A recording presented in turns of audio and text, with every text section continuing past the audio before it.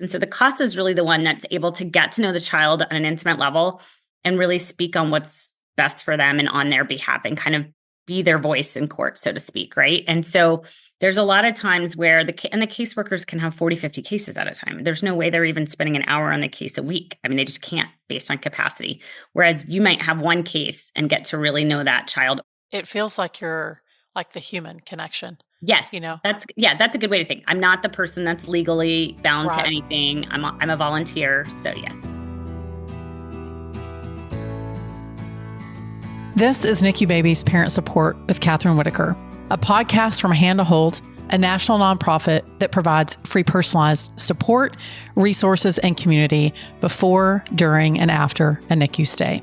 My conversations here focus on education and personal stories with medical and hospital professionals, counselors, therapists, and NICU moms and dads from across the country. So whether you're preparing for a NICU stay, you're currently there, or you're months and years past your stay, you belong here. The NICU is hard. We're here to help. I'm your host, Kathryn Whitaker, the mom of 6 children, including my very own NICU baby, and I'm so grateful that you're here. Howdy, y'all, and welcome back to the podcast. Often I will tell y'all, hey, I've known this person for a really long time, or hey, this person is new to me and I want you to get to know them. But never have I had a guest who lives across the street from me. So for the last 15 years, Candace and her family have been neighbors of ours. We spend a lot of time with their families. As a matter of fact, her only son and my preemie are buddies, and they have navigated a lot of life together. So when I was thinking about these different perspectives, because not everyone's NICU story originates from the same place. Candace is actually a foster and an adoptive mom, and she has 2 NICU stories, both very different, that I knew that you would benefit from hearing, but that you would also benefit from her experience being a court-appointed special advocate. So the acronym for that is called CASA, for children who are in foster care. And so she has a wealth of experience, but she also has an amazing heart, and I'm so excited for you to hear a little bit more about our interview and how her experience with her 2 children that were in foster care, as well as 2 of her children who are now adopted, what that looks like in their family. And I know that you'll be the beneficiary of her wealth and wisdom. So my guest today is Candace Blair Cronin, Ph.D. She's super fancy like that. She's a full-time working mom of 4 teenagers. Candace is an industrial organizational psychologist who's consulted primarily for the federal government and some private sector clients for more than 25 years. Her life's passion is advocating for children in the child welfare system and informally mentoring families who wish to be both foster parents and or adopt children.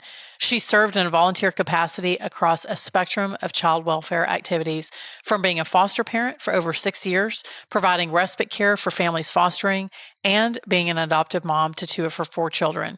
She's conducted licensing studies and interviews for families seeking to become foster and or adoptive parents, and she served as a board member for Austin Angels. But most recently, she served as a court-appointed special advocate, CASA, for children in foster care. I know that you're going to love this conversation, so without further ado, let's get to it. Well, it's always fun when the person on the screen is someone that literally is across the street from me right now. That never happens, but I love it when I know the person that I'm visiting with in a special way. Candace, thanks for being here. Well, thank you. I'm excited.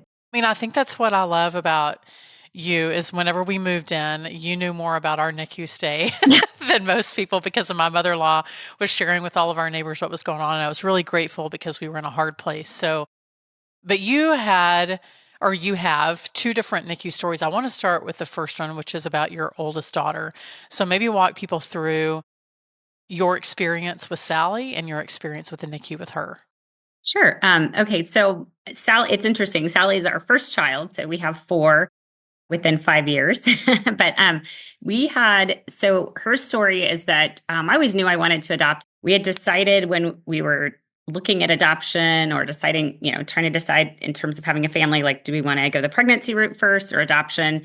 Neither one of those were really panning out at the time. And so we met this great couple, and they were mentors to us and kept talking to us about foster care, which is something that is a little strange if you think about you're looking to start this quote unquote permanent family. And so to think about signing up for something that's by definition supposed to be temporary, the logic's doesn't really play out, right? But I think God had a different purpose for us. I had about 24 hours notice of her arrival. So really no time to research. Wow. And I'll just say my Now, ignorance. did you know that it was going to be that fast? No, no. They tell you as much as they can about kind of the medical situation. I knew that she was a preemie, but I think honestly, not having the time to research, I always say my ignorance in this case was sort of a gift because, I tend to be somebody who is a researcher by background. I'm a social scientist, as you know, very type A, as you know. So all the research on parenting and raising a premature baby, a baby that had been in NICU, the potential risks of drug exposure. Sally did have drug exposure. All of the conflicting research and extreme stories, I think I would have probably been really neurotic and less effective for her as a mom. So this is like the one time where I feel like not having all the information was was good. So yeah, she came to us. So honestly, I did not know her in NICU. She came to us at 2 months of age. So I never saw or held her in NICU, which is something I struggle with sometimes because it's wild to think like I've had all these life experiences with her. She's an adult now, but I feel I miss that. Her medical records show she was born at 32 weeks gestation, weighed 3.5 pounds. I mentioned the drug exposure. Surprisingly, miraculously, I guess you could say, her APGAR scores were good. Her breathing was decent. I think she only needed enhanced oxygen for a short time. So that's where I'm going to start with just like kind of knowing about the medical and where she was. And the other thing I will say that's interesting is she maybe spent about a week and a half in NICU, which actually probably would not be the case today. I think they would have kept her in quite a bit longer and for good reason. So imagine that she got released after spending such a short amount of time, this tiny, premature, very fragile baby into a home situation with her birth parents who were, to say the least, not equipped to raise a child, full term, much less that was born premature. So I just think back on, how many how many guardian angels were around her, I guess, to help her through that process. So Candace, when she came to you through foster care, was she coming to you and y'all were thinking it was temporary, or was she coming to you and this was her forever place? No. So we were told she was a high legal risk case, but with foster care, the goal is always reunification with the birth parents. But just given the birth parents' history, they said it was a high legal risk. So they knew that we were both dually licensed to foster and adopt, but we were willing to take the journey and really be supportive of reunification. Well, first let's talk about how she's doing. I mean, I know how she's doing now, but not everybody listening knows how she's doing. So why don't you share with people how old she is and what she's doing right now? She is now 19, an adult, finished her first semester in college with a 3.85, by the way. And wow. Her academics that hasn't always come easy for her. So I'm really proud of her. She is a pre-nursing student and she wants to be a pediatric nurse. Pretty awesome, right? And probably the thing I'm most proud of, though, is that she has this job at an adaptive needs camp and has for 4 years working with kids with special needs. She actually wants to adopt children with special needs someday. That's on her heart. At this camp, she's moved from a counselor to a supervisor, and now she's going to be the lead of supervisors next summer when she comes back. Her story is now translating into her wanting to be there with other people in those types of situations. Well, normally I'll say tell us how they were in the beginning and where they are now, but I actually like the way that we did it this time in that we told you where she is now, because I think sometimes it helps to hear the highlights, the good stuff, all the obstacles that were overcome. So maybe share with the listeners a little bit about what happened that first year, some of the struggles that she had and what were y'all encountering whenever y'all got her a few months after she was in the NICU. Okay. Yeah. Thank you. And I will just tell you, in some cases, when you're fostering and a baby comes from the NICU, you don't have medical information, depending on what the birth parents, if the social workers can get the information from the birth parents. Sometimes the birth parents don't know it. Sometimes they refuse to give it because they're angry. There's a whole host of things. We were very fortunate that we did have a lot of medical history, but that also created more concerns because there were a lot of medical issues for both parents. But I will tell you, in her first year of life, we had to do an EKG, I remember. So we had to go to a series of specialists, which is very common, I know, for NICU families.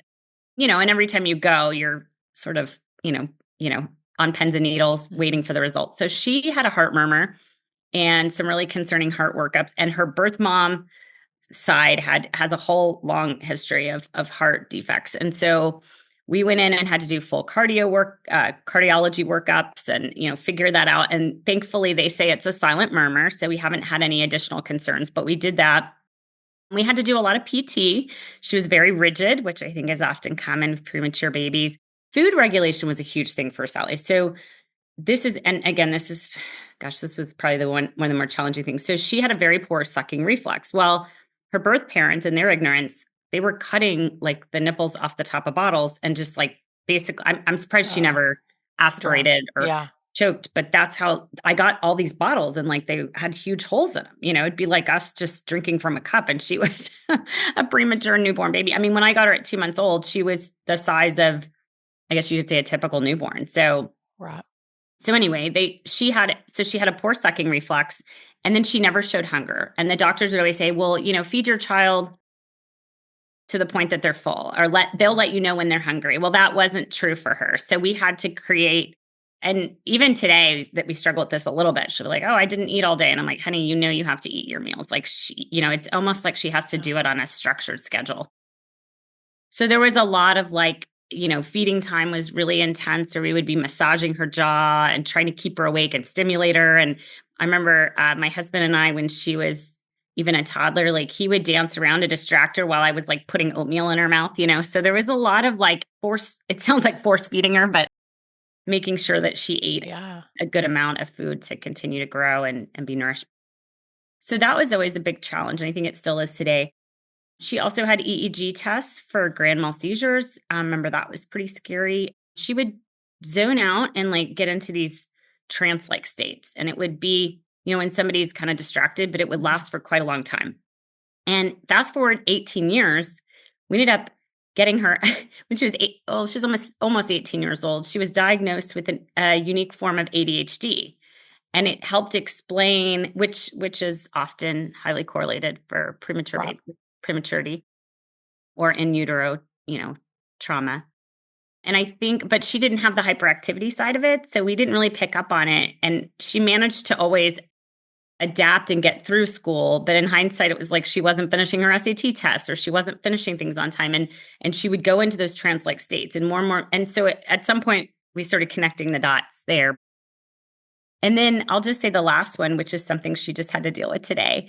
She has at the age of 15, we found out she has an internal cleft. So it's like a cleft lip that never externalized. So we never saw it on the outside, but she had to get bone grafting and gum grafting. And she has a tooth actually stuck in her sinus cavity. And it's a very extreme case. Her orthodontist had to send it to like this medical board where they don't want to remove it because it's too dangerous. But it means that she has to get an implant, but there's always a risk of like, it doesn't have a root and it's just hanging out in her sinus cavity.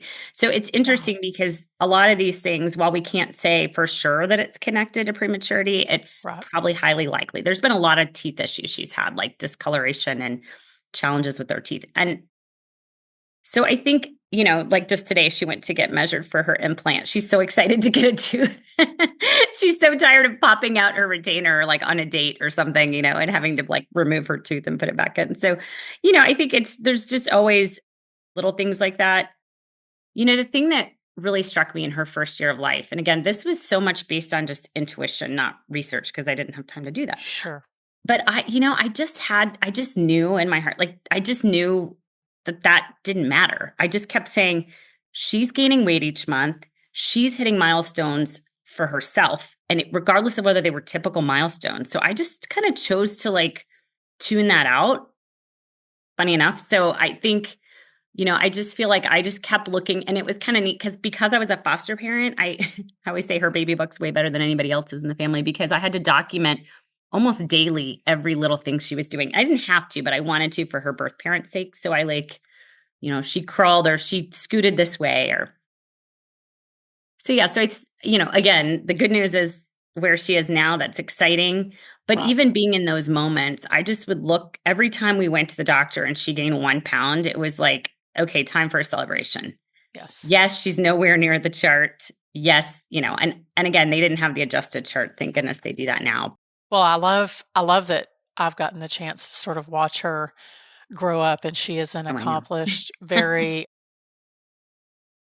she's the kind of kid, Candace, I think that looks around at the other kids on the periphery and says, "How can I bring them into the circle?" She's always been that way, and I think Thank you. much of that is due to her parents, but I also think sometimes our kids, they say that the body remembers, and I think sometimes Mm. our preemies or those who spend time in the NICU sort of are outward facing, and that they want other kids to be included, other people to be included in the circle, and that's certainly been true for her. But I know that y'all had, I mean, you had this balance, right? Of like, how do Sally was your first, and you also had other children. How do you balance, Candace, this? Some of your children are adopted, some of your children are biological. Like, how do you make sure that the family unit is cohesive and that's not like the adopted kids versus the biological kids, but that they're all Team Cronin? How do you do that well? This podcast is produced by Hand to Hold, a national nonprofit, but we're more than simply a podcast. Be sure to download our app in the Apple Store or on Google Play, or you can visit our website to discover all the ways that we can support you as a NICU parent at handtohold.org. You can join one of our support groups, sign up for counseling, find loss and bereavement support, request a peer mentor, or check out our educational resources and family stories. And all of that is at no cost to you. We would always talk about how, kind of the whole, when they were little, you didn't grow in my belly, but you grew in my heart, and like what that relationship meant and how we chose you. I'm not saying we chose you, like we didn't get a book of here's our kids, pick one, but we did choose to adopt. I mean, we didn't have to. We were Right. fostering, and she could have been placed elsewhere. But I think for us, we talked about that so much that I remember. I'll just use this kind of funny story. I think Juliet, my second child, who's only a year younger than Sally, I remember where I was putting her to bed one time when she was little, and she's like, "Mommy, when am I going to have my adoption day? Because I want to Oh, make sure you choose me." And I thought, oh my goodness. And she's our biological daughter, right? So I was like, no, like she felt like I was just stuck with her, and it wasn't. So again, that's what I mean. Like we almost went so hard on the other side of it, of talking about how much they're a part of it. But I think for us too, like family is very much defined spiritually, like, and there's a spiritual dimension to that. God chose us to parent these four children, and I guess I've always felt like all my children, even the biological ones, are really on loan to me. So with that in mind, I've never felt like, I've always said I have, you have different relationships with all your kids, but I have equal right. amounts of love for all of my kids. And ironically, Sally and I have always had, I can just tell you about the spiritual dimension here. Like when she was little and she would get a stomach ache, I would get a stomach ache and I would know something was going on with her. Like, Oh, I mean, there's no DNA to explain that, right? There's no like, but it's really true. And we've always kind of been like, we're very different personalities, but we've always been very, very close, in terms of understanding each other. And she's very empathetic. And so she's always like, she can yeah. pick up. I have to be careful. Like if I'm down about something and maybe I don't want to talk about it yet, she'll be the first to pick it up. So, again, I feel like that's why I feel like this was in my mind, if sort of God ordained your family to look like this, it's not too hard to integrate it. So I wish I could tell you there was something really Yeah. specific we did.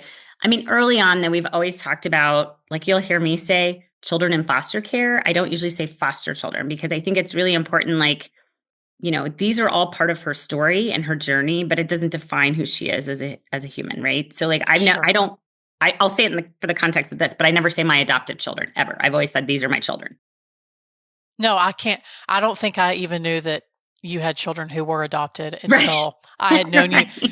Because one, I think your son looks just like your husband, and I don't know how that's possible, I but know it is weird. It's like I do joke about in the manner, but I do think that it does remind us that some families we choose and some families, we are chosen for us. But I think that this Mhm. ability, Candace, to integrate the two, and that everyone on our block loves your kids. They're kind and generous, and I think that's Thank you. because this platform that you and your husband have sort of laid out is these are the expectations if you're going to be a part of our family, and it's not this or that. It's we're all a unit. So I think that's really a beautiful thing. I want to switch gears for a second because I know you have a second NICU story. So let's talk about baby Gonzo and your experience with him, because I know that one's a little bit different than your experience with Sally? So baby Gonzo, we got a call, and he was in Houston, in NICU in Houston. And typically we live in Austin, and typically they would place within your own city, but Houston was struggling to find foster families. And they knew, we were very clear with social services about what our limitations were. My husband and I work full time. We're pretty much open to anything. We're open to, taking as well. We had an age range. We kind of wanted younger children because our kids were younger at the time. But we were very clear, like the child would have to be able to be in childcare during the day, right? Some type of childcare, because we both work. So, with that in mind, when they said, hey, we need you to go pick up this baby from NICU, he's 6 months old, I naively thought, well, he's being discharged, he must be healthy. I know, right? And I'm sure your NICU parents are going, no, but But you don't know what you don't know, right? that's exactly right. So I wasn't informed of his extreme medical needs.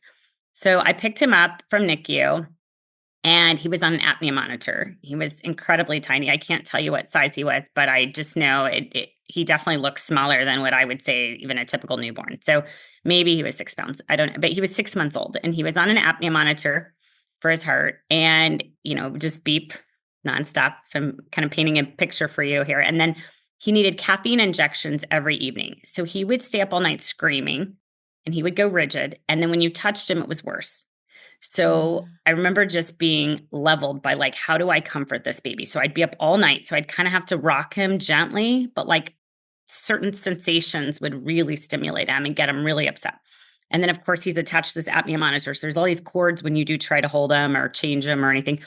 But I remember one of the loneliest, scariest things of my life was driving back at 10 or 11 o'clock at night from Houston to Austin. There's all these small towns, no hospitals on the way, apnea monitors in the background. I did have a caseworker following me. She was maybe more clueless than me. I mean, she looked like deer in headlights, like, what? I don't know what to do with this baby. But she was in a separate car. So again, and it was around the Christmas season. And so I made the drive back. We managed through those first couple of nights. And then I remember having to take him to a pediatrician's office. And I remember being in the parking lot, and his apnea monitor went off, which meant he wasn't breathing. I remember stopping the car, not even in a parking space, just jumping out. And I think just the act of like picking him up stimulated his heart again. So he was okay. He was breathing again. But of course, I just rushed him into the pediatrician. I mean, thank goodness we were at a doctor's office. Right. But just that fear and the scare, the risk. And it's honestly, in this, where I was mentally was like, this is still somebody else's baby. Right. It's not even my baby. Right. So I remember talking to the workers the following Monday saying, look, I don't know what to do. We have to be able to use childcare. I don't have this much leave. They won't give me this much leave from work. And like, what can I do? And we need to put him. And they said, oh, just put him in childcare. I said, I am not putting a baby that on an apnea monitor in a childcare setting. Like, I'm not doing that. So what was wild is we ended up, there was a lady was a retired nurse. She had just retired, and she wanted to foster a baby with special needs. So we ended up connecting, and I mean, it was defeating and devastating, but I knew it was best for him. And so we ended up connecting, and he ended up moving to them. Fast forward years later, they adopted him, and I saw him as a toddler running around, healthy little guy. But yeah, so that was my Gonzo story. So that was really hard and really scary. And so I have a lot of empathy for what some of these families go through when it's like, the worst is if you can't console your baby, and then they don't sleep, and then you're not sleeping. And so that impacts your ability to like be, calm. So Sure. No, I mean, I know we have people who listen to the podcast who maybe they may not be NICU parents, but they have fostered NICU babies. And I think that while the challenges are the same, the experience and sort of how you approach that is so different, because it's one thing when it's your baby and okay, so we have time to make peace with this and to figure this out. And when you're fostering, you just have a limited amount of time. You do the best that you can in the time that you're given, and then you have to trust that the next foster family or the permanent placement is going to be the place that they need to thrive and grow. So that has its own set of heartache as well. So Candace, what encouraged you and Brian to think about, because I think some people choose adoption and they're like, that's the route that we're going to go. But y'all also added in fostering. What was it that you said, not only do we want to adopt, but we also want to be certified as a foster family? What was the heart reason for y'all doing both? Well, I'd love to tell you something noble. So I mean, I knew from the age of as a teenager that I wanted to adopt. And I feel like it was, and I didn't really know anybody that was adopted at the time. Looking back, we do have some close family friends that ended up adopting through private adoption. And so at some point but I feel like this even came to me before. It's something I wanted from teen years on. I think for me, somebody told me one time I was thinking about protesting I think I was a teenager at church and we were thinking about like, protesting some of these choices that women might make or people don't want to raise their children. And, I think I just had a lot of judgment. And I remember somebody saying to me, but what are you doing to help the situation? Like, how are you, like, where are you stepping in? And I think for some reason, as a teenager, even that convicted me of like, what does it mean to say, to judge somebody for not being able to parent their child and then to turn around and say, well, but I'm not doing anything. All I'm doing is judging you. And it felt like a way to give back. But of course, I didn't realize at the time how much it would give to me. I just felt like it was a way to kind of Oh, serve. yeah. So I knew early on I wanted to adopt. I remember on our first date, I mentioned it to Brian and he's like, sure. I know if he really knew He's that I like, was I really like this girl, and whatever she yeah, why says not? sounds I'll just great. say yes. He didn't really know what that meant. So, but again, adoption or pregnancy, I mean, those in theory, and again, I know there's probably people in this who have lost children and they know that there's nothing in life that's really, truly permanent. And I think that has impacted my perspective too on parenting. I take everything as potentially temporary, and that makes me, I think, a better mom in a lot of ways. In thinking about that, I just wanted something quote unquote permanent. So it was like we were working with a private adoption agency. And then we started working, after we got married, a few years into our marriage. And then we were trying pregnancy. And for whatever reason, unexplained infertility, the adoption agency, we kept getting rejected. We kept meeting this professional couple who had fostered. And Brian and I ran into them. They were friends of friends. And we kept running into them in separate instances. So again, I feel like God was like putting this on our heart. And it just made zero sense because I'm like, how am I when my heart is this vulnerable? I can't seem to become a mom. I think I've opened all the doors and you're calling me to foster. Like there wasn't a lot of logic. So even through the whole, and my husband had worked with special needs children and had some pretty extreme experiences. He thought he was going to be a clinical psychologist for years. So he worked in group homes. So he had even a more realistic picture of this than me. So we went through the training and the whole time we were kind of like having these pretty intense discussions of, I don't think we're going to do this. I don't think we're going to do this. So we kind of went begrudgingly into it. And it felt like it all just came together. Like once Sally was placed with us, and it wasn't just because of Sally, it was just even working with the social workers. And I realized like, this is our calling. And at some point we said, okay, we're going to stop trying to get pregnant. We're going to stop working with the private agency, even if the rest of our lives are just defined as fostering a lot of different children. This is the way that God's calling us to parent. So that's ultimately what happened. So it's like, I can't tell you that I was so gung ho about fostering, but then it led me down this track of like, to have so much passion. Like when somebody talks about foster care, I get excited, not excited that kids are in foster care, but excited because I feel like it's something that it's when you kind of unlock that, whatever that calling is or purpose, like it just kind of feels right. Does that make sense? It does. Well, and it's not a calling that everybody has, but No. those families that I have met who have fostered, we have some great friends. They've fostered to adopt 3 boys who have special needs.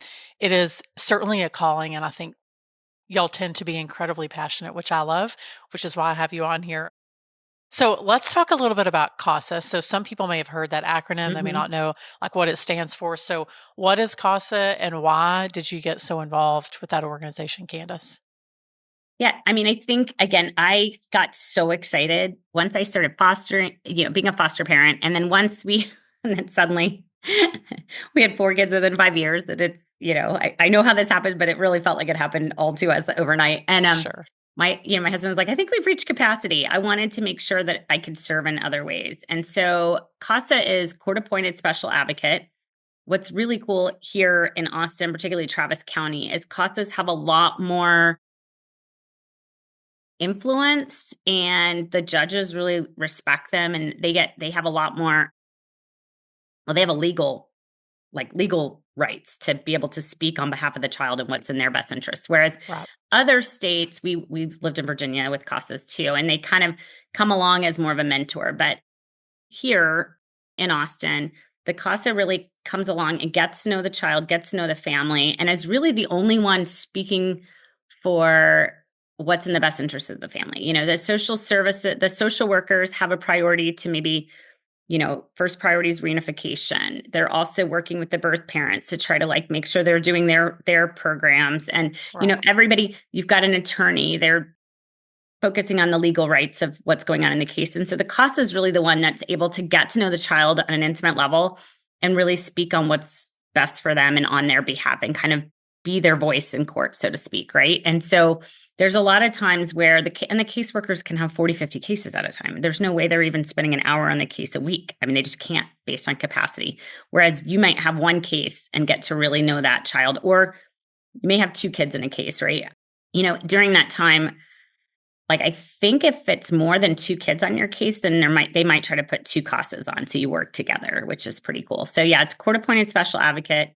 You do go to court, and when they have the court dates, like the check-in dates to see how the case is going, you get to speak up for the type of therapy you need and or you think the child needs. And once the court orders it, social services has to comply. And that's pretty cool. I remember introducing hippo therapy, and the judge was like, hippos? I'm like, no, that's equestrian horse therapy. We had a little girl that was 3 years old and had been really neglected and couldn't walk. So they were able to get her into that, and certainly it helped her quite a bit. Actually, one of the cool things is one of my first CASA cases, the family was just doing an emergency respite. They thought they were just doing an overnight 24-hour thing. And fast forward in the case, I went and talked to them about whether they would be open for adoption. And they didn't even know they were licensed to adopt. That's the wild part. They went through the fostering license and they didn't realize they had been getting duly licensed. I've never heard of this, not knowing. They had no interest in adoption. And now they've adopted this little girl, and she's probably a teenager now. And they're an amazing family, and it's pretty cool. But they had already raised their two older girls, so they were not thinking they were going to adopt.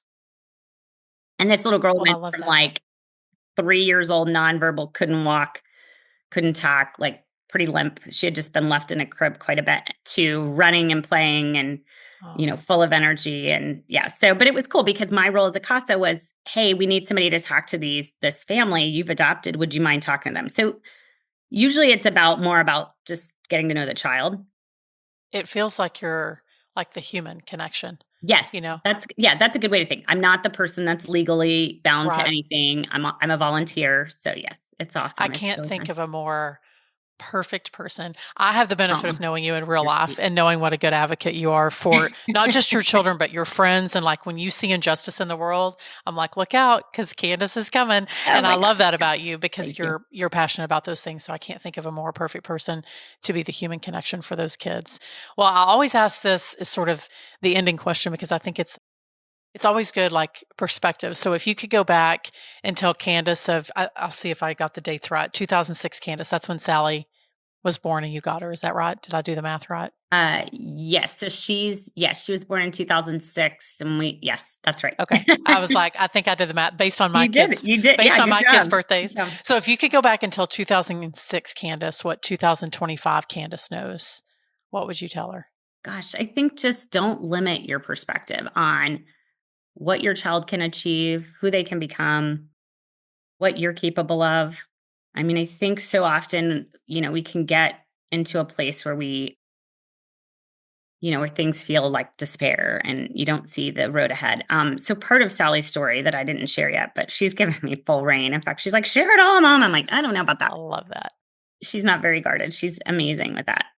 But she was returned to her birth parents twice during our 3-year journey with her. She's had the most turbulent first 3 years of life, and then even some experiences as a teenager, and just so many challenges have come her way. And I think you kind of said this earlier. I mean, I get frustrated when people just offhandedly say kids are resilient, because they are, but they also deal with trauma and they also need support. Yes. And, but it is true that her resiliency, but most importantly, her compassion and empathy are other level. And I think there are things that I wish I could have protected her from as a mom.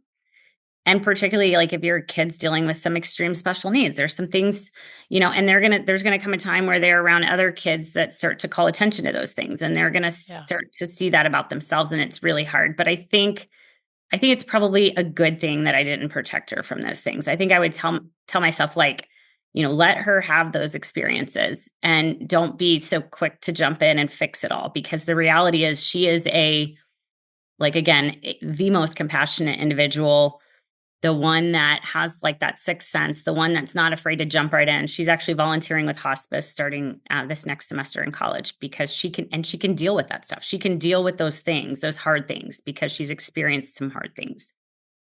But also, it was our job to provide her the love and support. And then when she did feel defeated, to be real about it. Like, do you need to see a counselor? Because, children that have been, even if they haven't been in foster care, that have been adopted, somebody told me this a long time ago in a training. I mean, there's always going to be some level of potential rejection or something missing that I have to be okay with not being able to fill all that. It's difficult when you realize, like, if she understood the depth of my love, she wouldn't feel that. But that's not true, because that comes from a different place of having a biological connection that she's not able to have with us, And so even though I think it's minimal, the impact for her, it's still there. So I think, again, I would just tell myself to, like, don't feel like I have to jump in and fix it all, because sometimes these experiences are what make our kids more, more accomplished and, just better, incredible adults. And so, No, I think every parent needs to hear, don't try to fix all the things. We have to let our kids encounter difficult things in order to overcome them later. And in her case, and in probably a lot of kids' cases, it defines the trajectory of their life and how they choose to live it, what they advocate for, and what they're passionate about. So that's certainly true with Sally and with all your kids. Candace, thanks for being such a good advocate, not just for your kids, but for other kids in Travis County, and like reminding each of us, like, just find what it is that you're passionate about and just do it well. So thank you.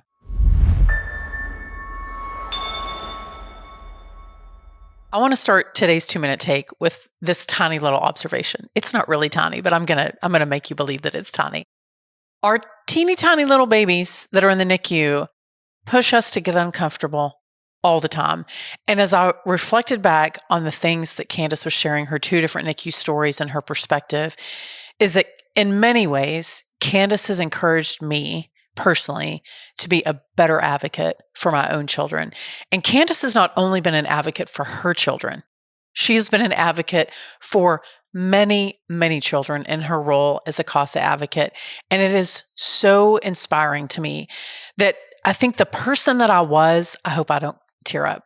Candace, it's your fault. The person that I was 15 years ago was a perfectly fine, delightful human being. But when our preemie entered the picture, I tapped into this, some call it a mama bear, but I tapped into this part of me that felt very strongly about advocating for people that could not advocate for themselves. And then in his providence, I ended up across the street from Candace, who their family has so many beautiful experiences through the foster care system, some hard, some easy, all incredibly powerful. And then some of those babies, they ended up adopting and they're raising, and I'm watching them go out into the world. And I'm thinking, thank God for people like Candace who show people like me and all the people that are around her that it is never too late to step into your role of advocacy. And I hope that's what you took from today's episode. It's absolutely what I took from today, is that the world needs better advocates. Why not you? We've got so many more episodes. And when I say so many more episodes, we have one, y'all. We have one more episode in this great season of Finding Your New Normal. Make sure that you're giving us a rating over on whatever podcast platform that you listen to. You can also watch us over on YouTube. But we're going to end with a bang. We've got one last big one next time you listen to us. And then it's the end of the season. And I can't believe it. So before I get too far and before I start crying again, this is a little bit about what you're going to hear on our very last episode next time. And so I started painting, and then one day it just hit me out of nowhere. I'm like, this is how my art can have purpose. And this is how I can kind of scratch all these itches of helping other mothers who are struggling in their grief and trying to figure out what the heck happened in the NICU. And I can share my art and my heart with them. So I started something called Cards of Hope, where I produce a different painting every month, and I create prints of that image, and I send it to any mother of traumatic birth that requests one.